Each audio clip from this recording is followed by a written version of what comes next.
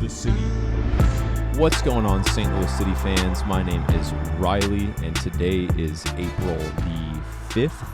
It is a pretty chilly Wednesday evening.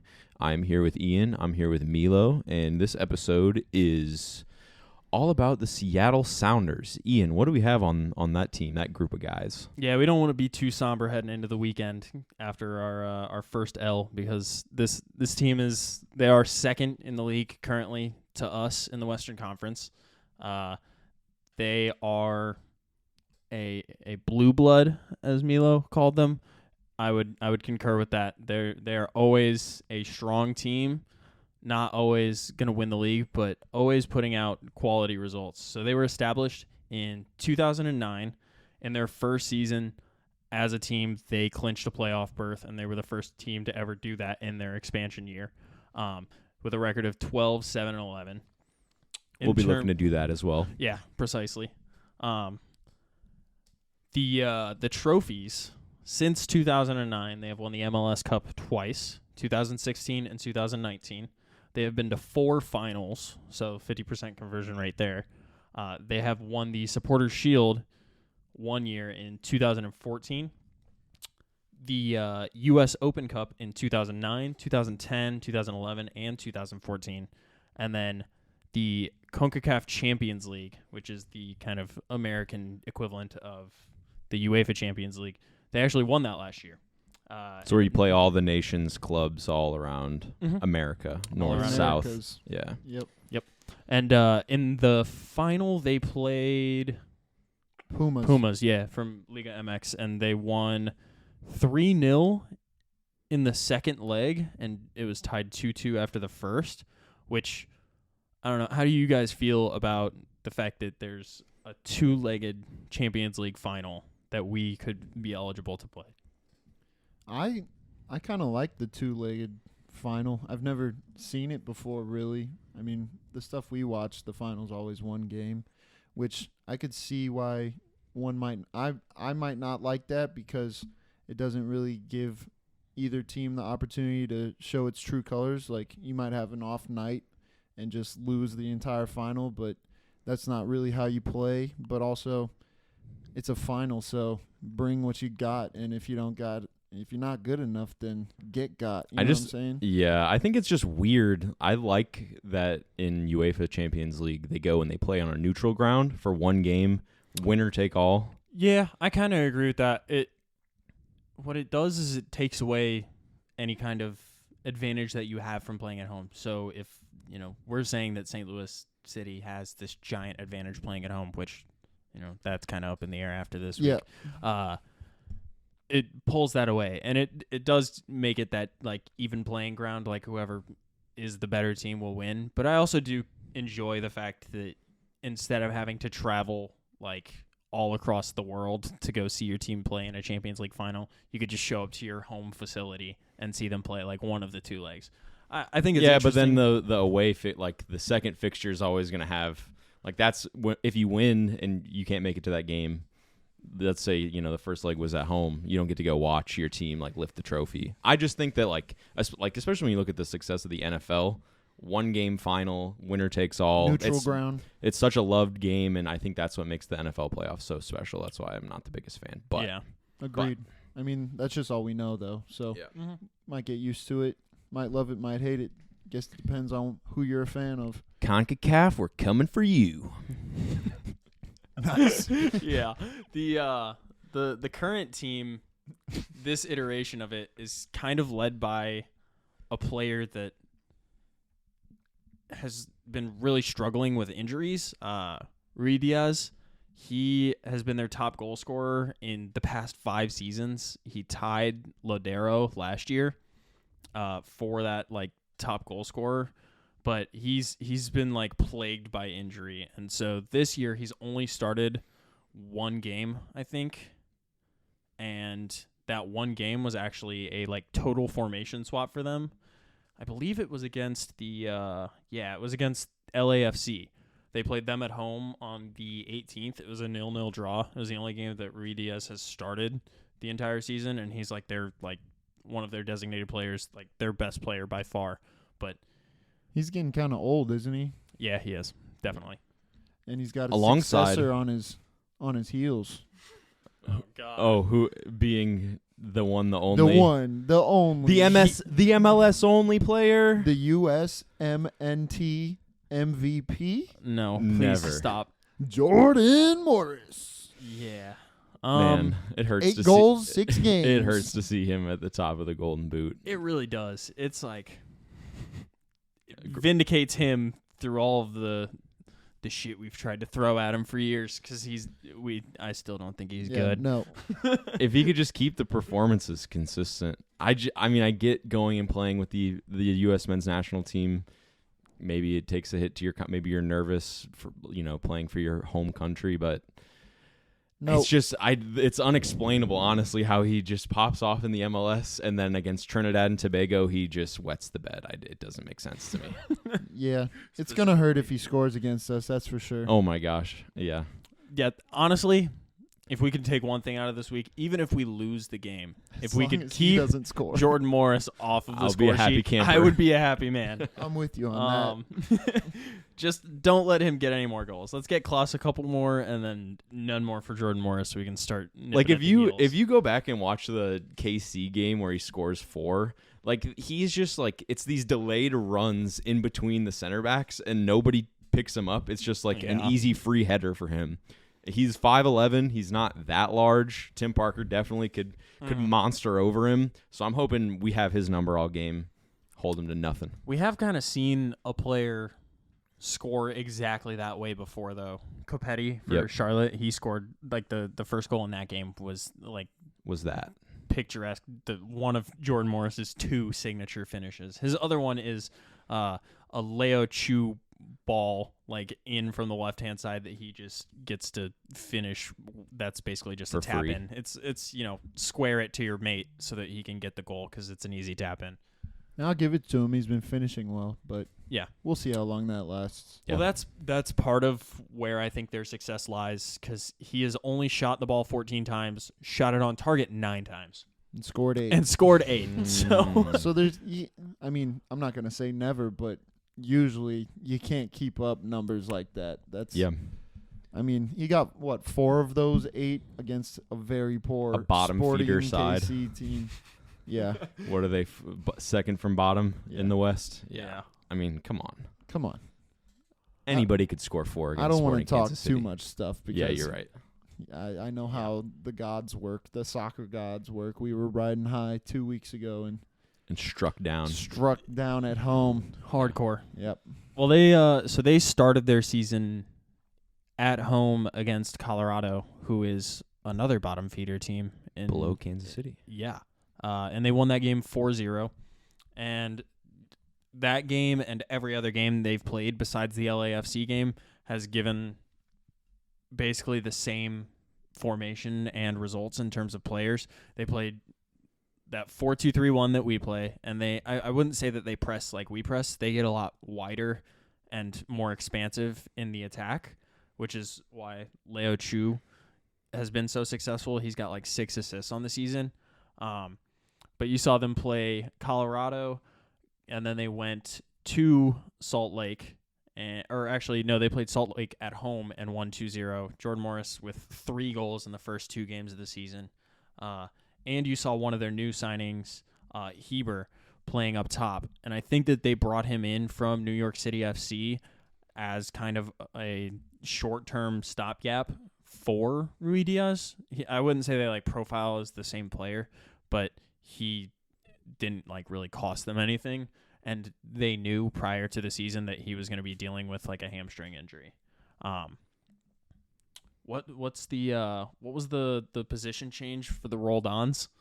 I know that happened later on in the season in the 4-2-3-1. Well, I know that this past game they played left back and right back. Mm-hmm. I think early on in the season, they were playing both on the right side, one as the right back, one as the right wing player. Well, when I saw that Christian Roldan was on right back, I was very surprised by that because he's normally an attacking player, which obviously you can be an attacking player from right back, but I didn't.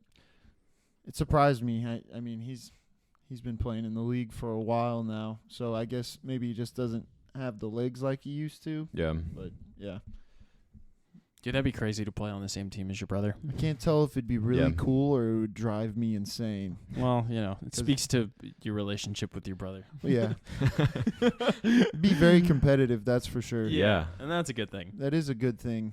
Keep Until holding each other accountable. until one of you is just like way better than the other, and yeah. Well, if you're Well- both on an MLS club, you know. Yeah. Dude, if you are the entire like wing play for an MLS team, that's got to be so badass. It's Yeah. just like Honestly. we hold down this flank, y'all got the rest of it, and you just like And you carry can play that. off each other very well, I'm sure. Yeah, like the make chemistry is runs. crazy. Yeah. You would hope so. Yeah. As long as it's working. But if you're bad, then like you might go home and give your mom a call and be like, I never want to see this man again. That's true. He won't pass me the damn ball. Talk to the director. Yeah. I can't play with my brother any longer. God, I hate my brother. We got to move him. I'll play right back. Just get him over to the other side, please. I can't talk to him anymore. One- I was going to say there's one player I think that we can look to kind of take advantage of in Stefan Fry, the 36-year-old goalkeeper who has been in Seattle for his entire career. I think since Yeah. 2003. He's been there for a very long time. And is that back when they were just a USL team? Yeah, I might be messing that year up. I can check. But he's 36 now, and I've seen in the highlights, I've seen his legs kind of wobble a little bit, and I've seen him be kind of slow to react. And with the amount of shooting that St. Louis City does, I think we'll be able to capitalize on the older gentleman behind the sticks. Like, we might be able to put some long shots away. Might be able to see Edu Leuven like roof something. I don't know. These LA Galaxy stats from this last game might say otherwise. Because, What are those stats saying? oh man, if you looked purely at these stats, you would think that LA would have definitely come away with a great, victory? Yeah, like a resounding victory. I mean, total passes was 633 to 408. Accurate passes was 558 to 322. Accurate crosses was 9 to 1. This is all LA to Seattle, by the way. Duels won was 57 to 38. Ground duels was 44 to 30. Aerial duels was 13 to 8. Where did my shots go? I can get the shots. Oh, here we go. Well, first of all, it was 62% possession for LA and 28 shots to 9. 8 shots on target to 3, so they really got to figure out how to put those on target, but still, they lost. I mean, LA had 11 shots blocked. They had 16 shots inside the box, 12 shots outside the box. Oh, my God. So And Seattle will win this game 2-1. 2-1. So Yeah. I don't, obviously, that's a lot of blocked shots, but I mean, 8 shots on target, 7 saves at least. Looking penetrable. But maybe they were all just bad shots. Yeah. So We don't get to see every single shot. Yeah. There's no extended highlights. We just see the big moments. That's about it. Yeah. I'm definitely not watching that whole game. I don't know. Watching a lot of like even other teams' MLS highlights, some of the goalkeeping in this league is incredibly suspect. And I never seem to see it when I watch an STL City game. Like, don't get me wrong, we get handed goals. People just pass the ball to Klaus, so that's a different version of being handed a goal. But I will see someone just, like, hit one from, like, 30 yards that should just, like, the keeper should just, like, walk over to where it's going and, like, stop it with his foot. And he, like, dives and, like, full sprawls, puts his arm out, and still misses the ball. And I'm like, how is this possible? Where are these goalies when we needed a goal against Minnesota? Yeah. Yeah, Well- St. Clair was kind of going off in that game. He was having a good game. And I'm glad that we have a good goalie, and we don't really don't worry have about to it. deal with that. Yeah. That's the scary part about being like the upper dog and not the underdog, is that everybody wants to come play their best game against you because, I mean, What's up, dog? what's up, dog? You've Yeah, seen all everybody- the. Target. I mean, we've been part of all the hype train, so I'm sure the whole league is seeing the whole hype train, and they're like We're not Every losing to team these just ravioli boys. itching to come put us in our place. Definitely. And we saw that in Minnesota for sure. I mean, against Minnesota. Yeah. And I don't know, man. That Minnesota game was not like a put him in their place, it just made me sad. It was like, it wasn't demoralizing. It was just like, bro, why did this have to look like this? Like, if we were going to lose, I wanted us to, like, knock down, drag out 4-3 against Seattle or something, not this 90 minutes of a low block just to concede a horrible penalty. Yeah. I don't know. But the Jordan Morris hype train, they the only loss that they have on their record this season is to Cincinnati. So they lose to Cincinnati on the 11th of March, 1-0. Yeah, who is first in the East. Like, that's we'll have to see them at some point, and don't look forward to that one. I look forward to every game we play. True. So I'm looking forward to this one, but we can get into the predictions later. After they played LAFC the weekend after Cincinnati, that was the weekend that they tried the bringing Rui Diaz back into the formation and had Jordan Morris out on a wing and Heber rode the bench. And I don't know what their coach decided after that game, but he made the decision that Jordan Morris was going to be the poacher and Heber was going to go back to the bench, and that's what brought Leo Chu into the starting lineup. And it seems to have worked out pretty well because Jordan Morris has, like, the first game that it happened, he had 4 goals against Kansas City. And then he had another one against LA Galaxy. So 5 goals since making the positional change. both bad teams, though. Yeah, LA Galaxy does not look very good this year. But they also got dominated by LA Galaxy, so I mean, Galaxy has 3 ties and 1 loss. So it doesn't matter, I guess, how many shots anywhere. If they're just bad shots, who cares, Yeah. I mean, But that's what I'm looking forward to in this City game, because I feel like we do get clean chances. We do get these opportunities where we're going to put the ball on the frame of the goal. And I think as long as we're converting, I think it's been consistent with the sheer number of, like, not even shots on target, but we're shooting the ball a lot. Mm-hmm. And so as long as we can generate a couple on target, I think we're going to score a couple goals. Hopefully we got all those shanks out of our system last game. Yep. Dude, seriously, yeah. In terms of, like, shots, we outshoot them by about 2 shots a game. Shots on goal, we outshoot them by about 1.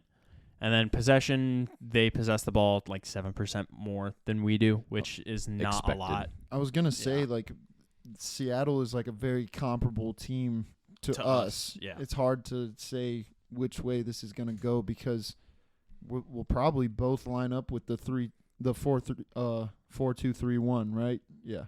I would imagine, yeah. Yeah, away from home. Yeah. Well, especially after the last few showings of the 4-4-2, it just has not looked good enough. Yeah, in order to score, all those goals against Salt Lake, it was the position change at halftime that led us to 4 goals in the second half.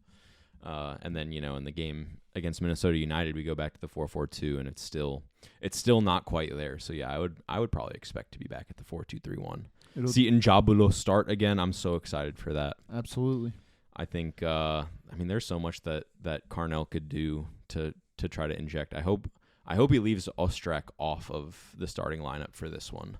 Me too, man. I talked about that a lot on the last pod. Yeah. Sorry, Ostrak, and sorry, Christopher. But yeah, I agree. He got a shot to start starting. And yeah, I mean, you got to give people their chance if you think they've earned it. I still think he's still someone to come off the bench in the second half, but yeah, I really would like to see Jensen start in his place. If he's starting if Ostrak is on the left side, I'd like to see Jensen over there. Yeah, I'd like to see a lot more of our young players, but Blom coming back makes that difficult because there's a lot more established players that are already filling in this squad. You can't really. There's a lot of people it's hard to take out for somebody that's 17 years old. Yeah. Yeah. I mean, if I'm being honest, I don't care what changes get made to the lineup. I just want to see like a bounce back performance from the team. And that's not that the loss that we had last week was good by any means. But if we were going to lose a game, I would rather lose it to Minnesota and know that we could have beat them than like go to Seattle and be on our high horse. Yeah. And good wake up call. Like, yeah, we needed if we needed a wake up call, there it was. We got it at a good time. We've been getting a lot of press, a lot of hype from mainstream media and ourselves. So sorry, team, if we got you too much on your high horse, but They're not listening. no. We're not mainstream media. Yeah, we're independent. We're like Yeah. main dribble media. We're a little. yeah, Yeah, drop. there you go. we're little- grassroots organization. Exactly. But we want to see a win, and if that was what we needed to go out there and play the hardest game we've played yet in the MLS, I'm all right with that. I'm We feeling are one other statistics. We are undefeated on rubber fake grass. What's that also known as? Turf. Does Seattle have turf? I think Seattle has turf. Yes. How does a perennial team such as Seattle have turf still? That's a joke. It is sad, but it's, I mean, Lumen Stadium is a massive stadium. It's 72,000 capacity. Maybe wow. they spend a lot of money. Is it an open top? Yeah. Maybe that's why Mm. it rains all the I was time about to say in it is Seattle. in Seattle. Yeah, Mm, Might have to do with the weather a little bit there. could be. definitely. Yeah. Probably really hard to keep good grass growing when I it's mean, raining can't we all just the time. bring in the agricultural experts to grow some high quality grass up there in Seattle, or does just no grass want to grow? I guess we got to bring in the agricultural. There's already enough expert. water wasted on the West Coast. Look, not everyone can Based. have the professionals that we have here at STL City in terms of the groundskeeping. True. So they just said to hell with it. We can't find someone good enough. This is And why everybody we'll just hates get City. some plastic. Yeah, We do be on our high horse sometimes. sometimes, but that's all right. We haven't gotten in trouble yet for it. And speaking of getting in trouble, Stroud last week got that yellow card, and the MLS disciplinary committee actually rescinded the yellow card and fined Fragapane for embellishing on the play that Stroud got the yellow card. So if you've ever wanted some I guess not indictment, but just Some justice being some served. justice being served in the MLS. There you go. He might have deserved the yellow. I'm gonna be honest. He went in pretty hard for that, but Yeah, I mean, he was embellishing. He jumped over it, leaped over it, tucked Yeah. his knees, and could have been his second yellow in that situation if the referee accused him of embellishment. Yeah. He was already on a yellow. From what's his name? From Fragapane. Fragapane. Cool name. So when It are is a we good going to name. start finding these refs for missing these calls, man? That's a good question. I don't know. I mean, we've heard coming into the league that the refs are like not good. So It's been on display so far this Yeah. season, I think. I also don't know what stage of VAR they're at because we don't see them go look at the monitor that often when we think that they should. I think VAR is actually an inside job. It's actually an inside job. That's true. It's just so weird. Like, I get the idea of like a clear and obvious error, but sometimes I feel like even those aren't reviewed on VAR. It's just like they don't go and look at it. They show Yeah. us one replay and then they're like, all right, we're just gonna go on. Or they just don't show a replay at all. That's when you know it's fishy. Yeah. When they just don't show a single replay. Mm-hmm.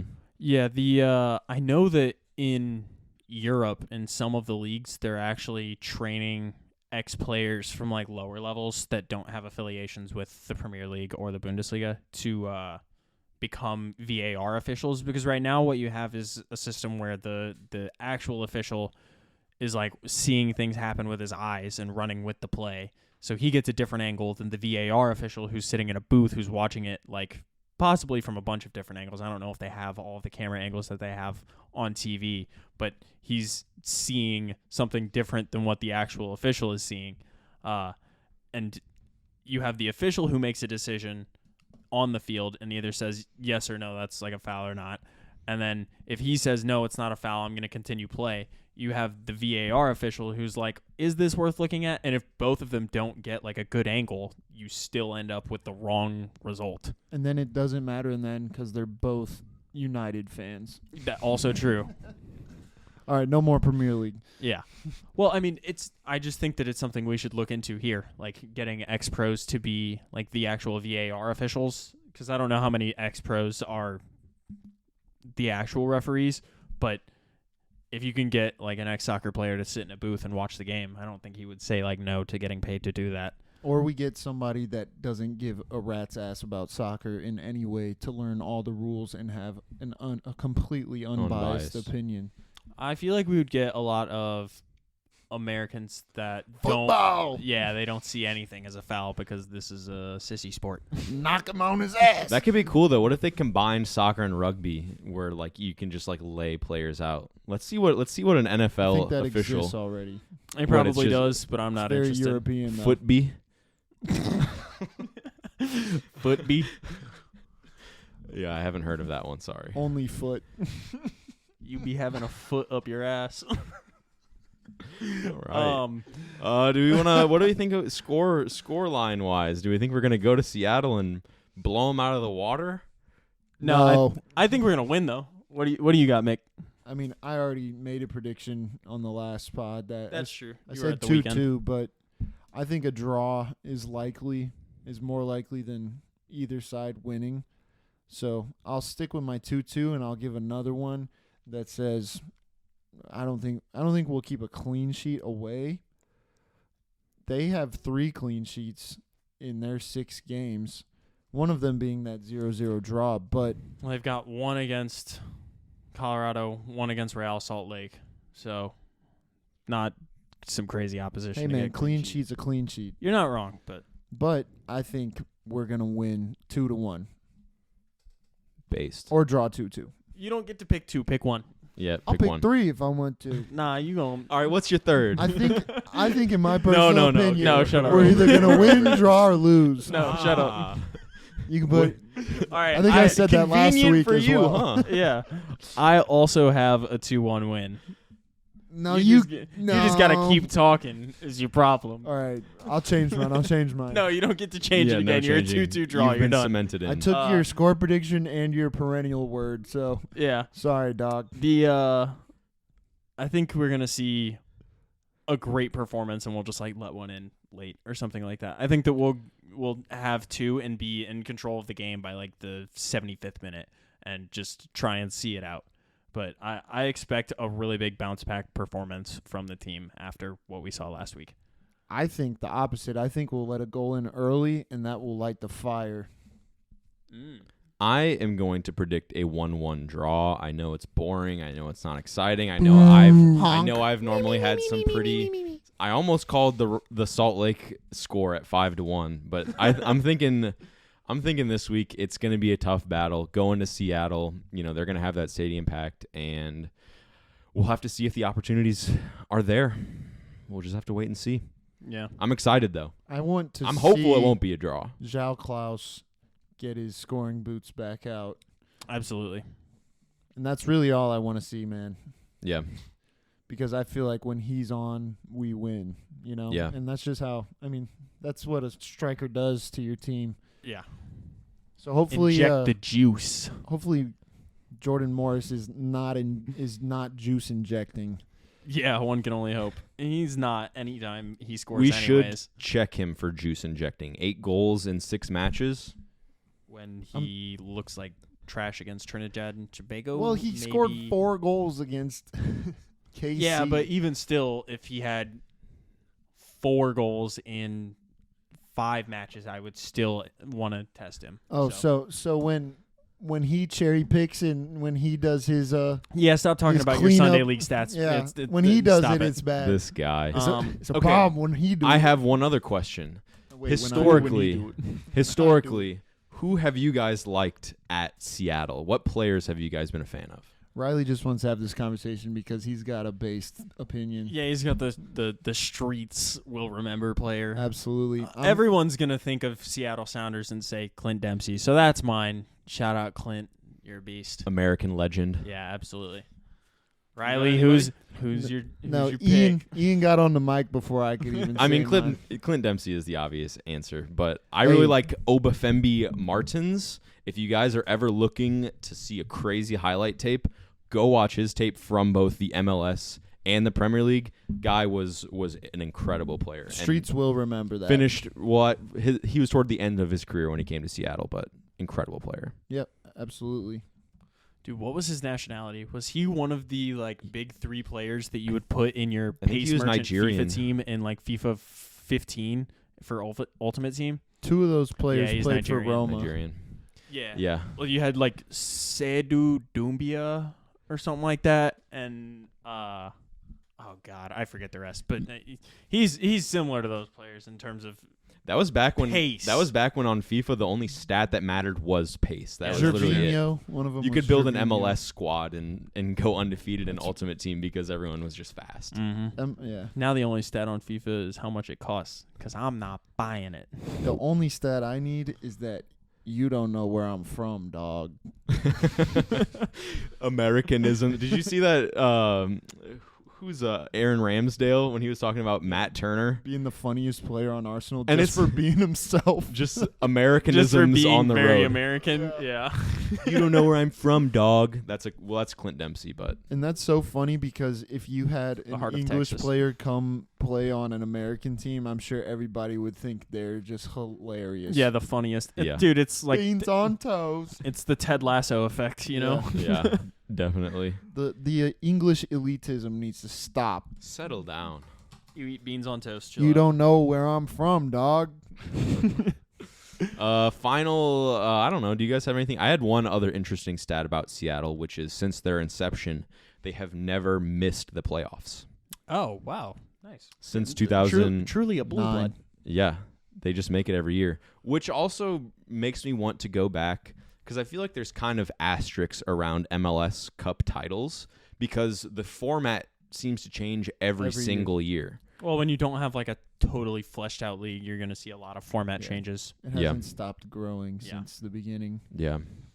My question is, who do you think would win in a fight? Clint Dempsey or Micah Richards? Clint I'm Dempsey's from taking- Texas. I'll take him. Yeah. I'm taking Micah. Well, No I guess it depends. way. Like in the peak of their career or like Micah Richards is a big guy. Yeah, he is. But Yeah, and you're a big dumb idiot. All right. Well, I think Clint- with that, Clint can always go grab that strap. He's from Texas, bro. Well, we're talking about you asked about a fight, not if someone was going to shoot someone. All I'm saying is Micah Richards would show up to a gunfight with a little knife. Well, that's just the classic England meme. yeah. Jack the Ripper. You guys got anything else? There's a interesting art exhibit. An art exhibit? Yeah, well, there's an exhibit at the St. Louis Art Museum starting this weekend that's dedicated to St. Louis soccer history. So if you're St. bored, Louis History Museum. Huh? St. Louis History Museum. You said St. Louis Art Museum. oh yeah, I'm Definitely tripping. not the art museum. Definitely not the art museum. So my if bad. you want to see that, do not show up. Don't show up at the art museum. The History Museum, though, does have cool exhibits going on. Thank you for watching this episode of Soul of the City, brought to you by First Touch Media and Anchor FM. Make sure to check us out on YouTube at First Touch Media, and all of our socials are at First Touch 314. Thank you for watching.